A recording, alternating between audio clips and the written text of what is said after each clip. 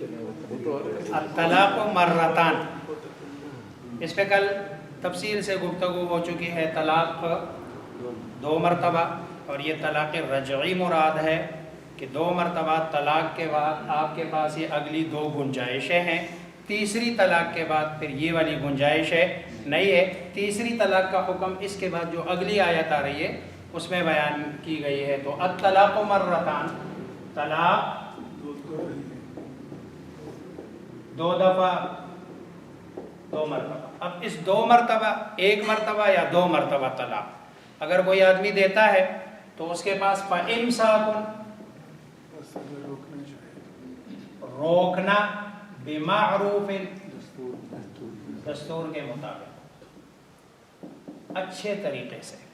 اگر روکنا ہے تو آپ اس کو اچھے طریقے سے روک لے. بسا اوقات ایسے ہوتا ہے کہ روکنا وہ چاہتا ہے اور رجوع کر کے وہ روکنا نہیں چاہتا ہے. میاں بیوی رہنا نہیں چاہتے ہیں، بیوی کو تنگ کرنا مقصود ہوتا ہے، اور اس کا طریقہ یہ 1 طلاق دے دیے. اب عدت گزار رہا ہے، 3 مہینے تک یہ میاں بیوی ہے. اب 3 مہینے جب پورے ہونے لگے، آخری اینڈ میں اب طلاق بائن ہونے لگی ہے. جیسے 3 مہینے پورے ہو جائیں گے 3 مینسز تو طلاق بائن ہو جائے گی، نکاح ختم ہو جائے گا. اس سے 1 دن پہلے یہ رجوع کر لیتا ہے. اور رجوع کے لیے زبانی اتنا کہنا کہ میں رجوع کرتا ہوں اتنا کافی ہے.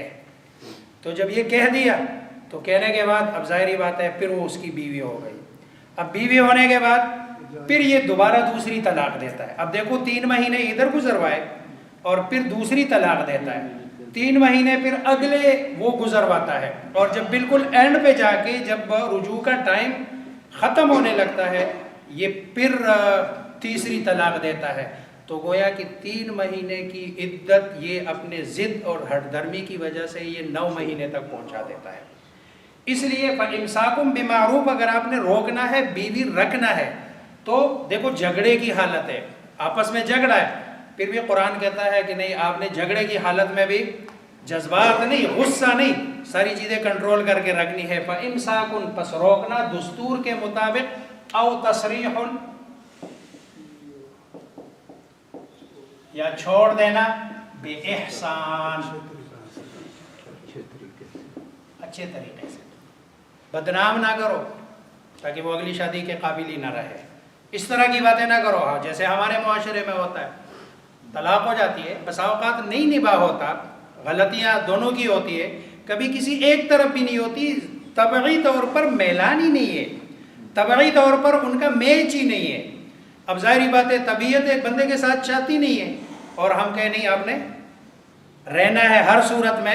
شریعت کہتی ہے، اللہ کہتے نہیں ایسا نہ کرو، اچھے طریقے سے اس کو کیا کر دو، چھوڑ دو، تاکہ وہ کسی ایسے بندے کے ساتھ تمہاری بھی شادی ہو جائے اور اس کی بھی شادی ہو جائے کہ دونوں کا آپس میں طبعی طور پر کیا ہو، میلان ہو. کیوں؟ اس لیے کہ یہ جو شادی کا تعلق ہے یہ پیار محبت والا تعلق ہے. قرآن میں جو اللہ تبارک و تعالیٰ فرماتے ہیں کہ یہ جو نکاح ہے یہ بیویاں جو پیدا کی ہے، جوڑے جو پیدا کی ہے، سکنن، ایک تو یہ ہے کہ آپس میں کیا ہو، سکون ہو.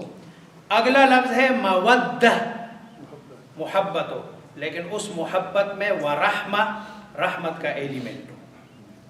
دیکھو محبت میں اگر رحمت کا ایلیمنٹ ہے نا، خالص یہ جو دنیاوی عشقی معشوقی والی محبت یہ نہیں ہے، محبت کا ایلیمنٹ ہے، تو آپ 10 اس کے دیکھو. بچے کے ساتھ جو محبت ہے اس میں رحمت کا ایلیمنٹ ہے. آپ کو بچے کی بہت ساری چیزیں نظر انداز کرنی پڑتی ہے اور آپ کہتے نہیں ابھی تو وہی کام بندہ بیوی کے ساتھ بھی کرے نا. جو 10 کام اس کے غلط ہے، 90 تو ٹھیک کر رہی ہے، 40 اگر غلط کر رہی ہے، 60 تو وہ ٹھیک کر رہی ہے، تو آپ اس 60 کے ساتھ اس کے ساتھ گزارا کریں. تو چھوڑ دینا اس کو کس کے طریقے سے، اچھے طریقے سے. وَلَا يَحِلُّ لَكُمْ، یہ بہت بڑا جو ہے نا مسئلہ ہے اس وقت. طلاق دے دی ہے اور جو کچھ دیا ہوا ہے سارا پکڑ کے واپس لے آئے. قرآن کہتا ہے وَلَا يَحِلُّ، اور حلال نہیں ہے، جائز نہیں ہے، لَكُمْ تمہارے لیے، أَن تَأْخُذُوا یہ کہ تم لو، پکڑ لو، شیئاً چیز، مما من سے، ما جو، آتیتمو تم نے دیا، ہن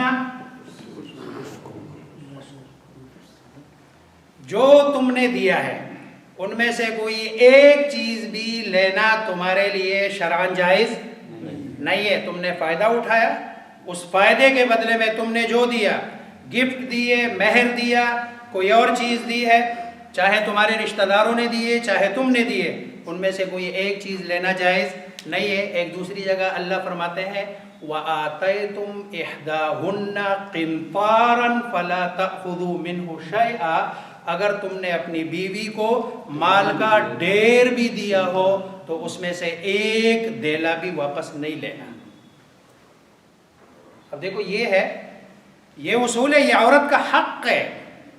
یہ عورت کو اسلام کتنا پروٹیکشن دے رہا ہے ویسٹ کو بتانے کی ضرورت کہ جنا آپ کو جو کچھ دے چکا ہے، آپ ایک دن گزارا 2 دن گزارے، طلاق آپ دے رہے ہو، اس کا اس میں قصور نہیں ہے، تو جو کچھ دیا ہے اس میں لینے کی اجازت نہیں ہے. الا ان یخافا، مگر ان یخافا یہ ڈوول ہے تثنیہ کا، اگر یہ کہ دونوں کو اندیشہ ہو، اللہ یقیمہ کہ وہ نہیں قائم رکھ سکیں گے حدود اللہ، اللہ کے حدود کو. اللہ کے حدود کیا ہے؟ عورت کے ذمہ ہے کہ شوہر کا شکر ادا کرے، عورت کے ذمہ ہے کہ وہ اس کی خدمت کرے، مرد کے ذمہ ہے کہ وہ اس کی ذمہ داریوں سے عہدہ برا ہو اور اس کی ذمہ داریاں پوری کرے.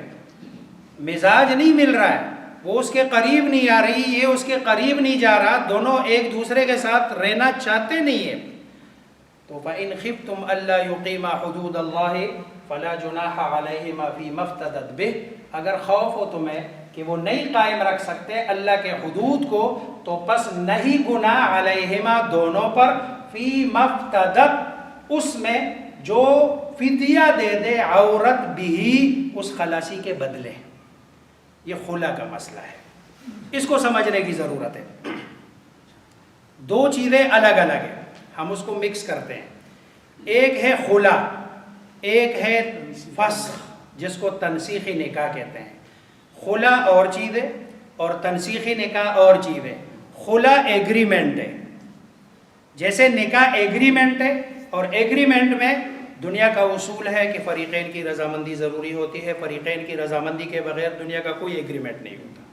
خلا ایگریمنٹ ہے، اس لیے بیوی آفر کرتی ہے، شوہر اس کو قبول کرے، لیکن اس کے لیے کوئی بنیاد نہیں ہے، اس کے لیے بنیاد کی ضرورت نہیں ہے. بیوی اگر صرف اتنا کہہ دے کہ میں نے اس آدمی کے ساتھ نہیں رہنا، وجہ کیا ہے؟ وہ کہتے ہیں مجھے نہیں پتا، بس میں نے اس کے ساتھ نہیں رہنا، خلا کے لیے یہ کافی ہے. چنانچہ ثابت بنت قیس کی، جو ثابت بن قیس کی بیوی آئی ہے رسول اللہ صلی اللہ علیہ وسلم کے پاس، اور انہوں نے کہا کہ یہ جو ثابت ہے لا اعتب علیہ فی دین ولا خلق، میں دین کے معاملے میں بھی اس پر کوئی انگلی نہیں اٹھاتی، اخلاق کے اعتبار سے بھی میں اس پر کوئی، دین کے اعتبار سے بھی بڑا اچھا آدمی، اخلاق بھی اس کا اعلیٰ. ولیکنی اکرہ الکفر فی الاسلام، لیکن میں اسلام میں ناشکری کو ناپسند کرتی ہوں، وہ مجھے اچھے نہیں لگتا، اس لیے میرا طبی طور پر اس کی طرف میلان ہی نہیں ہے. تو آپ نے فرمایا اتردین علیہ حدیقتہ، کیا اس نے جو تمہیں مہر کی صورت میں باغ دیا ہے، آیا تم وہ باغ اس کو واپس کر دو گی؟ انہوں نے کہا ہاں نعم، میں باغ اس کو واپس کر دوں گی. آپ صلی اللہ علیہ وسلم نے ثابت بن قیس کو بلایا اور اس کو کہا کہ بھائی اقبل الحدیقہ وطلقھا تطلیقا، یہ باغ لے لے اور اس کو ایک کیا دے دے؟ طلاق. اب دیکھو اس سے پتہ چلتا ہے کہ اس کے لیے بنیاد کی ضرورت نہیں ہے، لیکن اس میں شوہر کی رضامندی ہر حالت میں ضروری ہے. اگر شوہر راضی نہیں ہے، عدالت کو اس کا اختیار نہیں ہے کہ وہ کسی خاتون کو بغیر شوہر کی رضامندی کے خلا دے دے. اگلا مسئلہ. دوسری چیز ہے تنسیخی نکاح. تنسیخی نکاح اس کے لیے بنیادیں ہیں. بغیر بنیاد کے کسی کا نکاح عدالت فسخ نہیں کر سکتی. شوہر مارتا ہے، ظلم کرتا ہے، زیادتی کرتا ہے، خرچہ نہیں دیتا، اور اب یہ تنسیخی نکاح ہے. اب اس تنسیخی نکاح میں اب ادھر شوہر کی پھر رضامندی ضروری. کیوں؟ اس لیے کہ صورت میں یہ ظالم ہے اور ظالم آدمی کی رضامندی ضروری نہیں ہوتی. لیکن عورت کو یہ جو بنیادیں بنا رہی ہے اور جا کے عدالت میں کہہ رہی ہے تو یہ چیزیں ثابت کرنی پڑے گی. اگر عدالت کے سامنے یہ چیزیں ثابت ہو گئی ہے کہ واقعی یہ بندہ کیا ہے، ظالم ہے، بیوی کو خرچہ نہیں دیتا، ظلم کرتا ہے، تو عدالت شوہر کے قائم مقام بن کر تنسیخ کی ڈگری جاری کر دے. اگلے دن جو عدت کے بعد، ساری عدت کے بعد بیوی کہیں اور نکاح کرنا چاہے تو کر سکتی ہے. یہ دونوں چیزیں الگ الگ ہے. عدالت ان دونوں چیزوں کو مکس کرتی ہے. اور دیکھو جو میں نے تقریر کی، اگر آپ کو میری بات سمجھ آ گئی ہے، ایک کے لیے بنیاد ضروری نہیں ہے اس لیے دوسرے فریق کی رضامندی ضروری ہے، اور دوسرے کے لیے بنیادیں ہیں اس لیے دوسرے فریق کی رضامندی ضروری نہیں ہے. فسخی نکاح اور چیز ہے. یہاں جو ذکر کیا جا رہا ہے یہ تنسیخی نکاح نہیں ہے، یہاں خلے کی بات ہو رہی ہے. ظاہری بات ہے جب ایک پیسہ دے رہا ہے، دوسرا قبول کر رہا ہے، مہر چھوڑ رہی ہے، وہ قبول کر رہا ہے، وہ رقم دے رہی ہے، وہ قبول کر رہا ہے، اس کے بدلے میں وہ اس کو چھوڑ رہا ہے، تو یہ شرعاً اس میں کوئی مسئلہ نہیں ہے. اور خلا اگلا جو مسئلہ ہے، خلا جب ہوتا ہے تو خلا ایک طلاق بائن کے برابر ہے. خلا ایک طلاق بائن کے برابر ہے. وہ 3 طلاقیں نہیں ہے. اگر زندگی میں کبھی بھی ان کو یہ خیال آتا ہے کہ نہیں وہ پہلے غلطی ہو گئی، سمپل دوبارہ نکاح کر کے دونوں میاں بیوی بن سکتے ہیں. بات سمجھ آئیے؟ فَإِنْ خِفْتُمْ، پس اگر خوف ہو،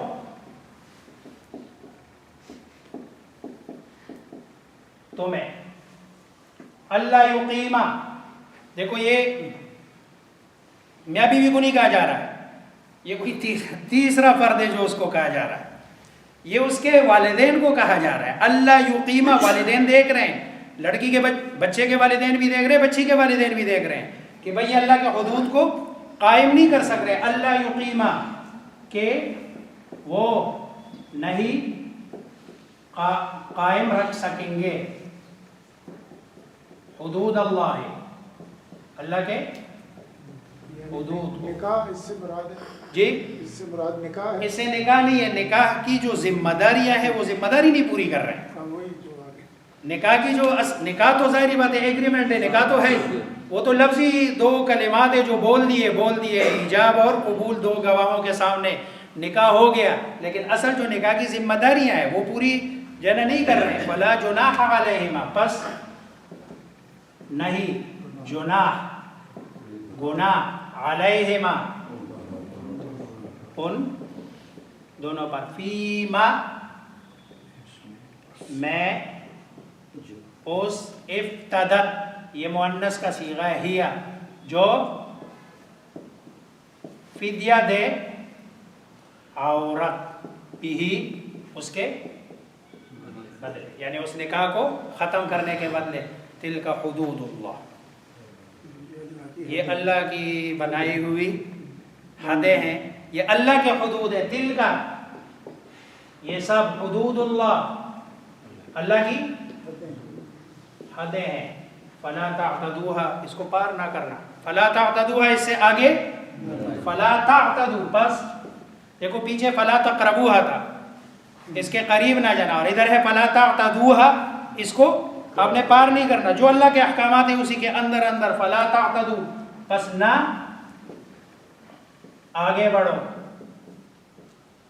ہاں اس اللہ کے حدود سے. وَمَن يَتَعَدَّ، اور جو بڑھے گا حدود اللہ، اللہ کے حدود سے، فَأُولَئِكَ هُمُ الظَّالِمُونَ، بس یہی لوگ وہ ظالم ہیں. اب دیکھ لے یہ ساری چیزیں یہ اللہ کے حدود ہیں، اور اللہ کے حدود کے اندر اندر رہ کر بندہ ظلم سے بچ سکتا ہے۔ اگر اللہ کے حدود کو پار کرتا ہے اس کا مطلب ہے کہ یہ بندہ کیا بنتا ہے؟